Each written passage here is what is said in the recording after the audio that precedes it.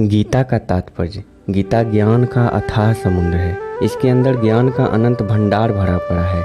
इसका तत्व समझाने में बड़े बड़े दिग्विजयी विद्वान और तत्वालोचक महात्माओं की वाणी भी कुंठित हो जाती है, क्योंकि इसका पूर्ण रहस्य भगवान श्री कृष्ण ही जानते हैं।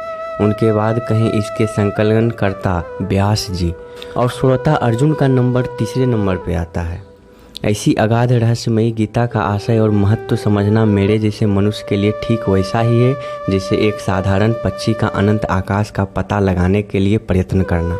गीता अनंत भावों का अथाह समुद्र है। रत्नाकर में गहरा गोता लगाने पर जैसे रत्नों की प्राप्ति होती है, वैसे ही इस गीता सागर में गहरी डुबकी लगाने से जिज्ञासुओं को नित्य नूतन विलक्षण भाव रत्न रस्सी की उपलब्धि होती है। परंतु आकाश में गरुड़ भी उड़ते हैं तथा साधारण मच्छर भी। इसी के अनुसार सभी अपने अपने भाव के अनुसार कुछ अनुभव करते ही हैं।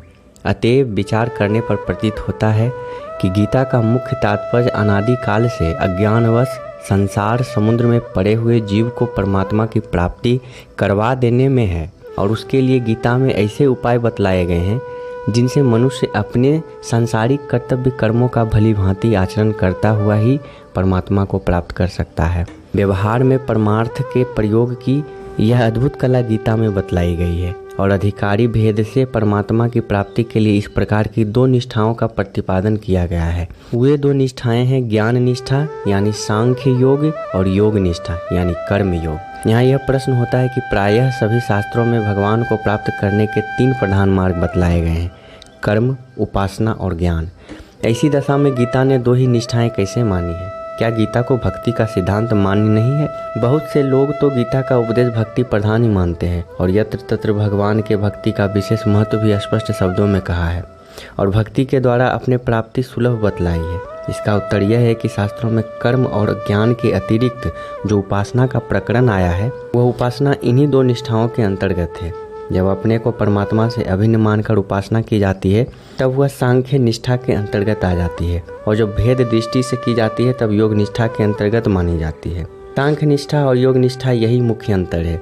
इसी प्रकार 13वें अध्याय के 24वें श्लोक में केवल ध्यान के द्वारा परमात्मा की प्राप्ति बतलाई गई है, परंतु वहाँ भी यही बात समझनी चाहिए कि जो ध्यान अभेद दृष्टि से किया जाता है वह सांख्य निष्ठा के अंतर्गत है, और जो भेद दृष्टि से किया जाता है वह योग निष्ठा के अंतर्गत है। गीता ने भक्ति को भगवत प्राप्ति का प्रधान साधन माना है।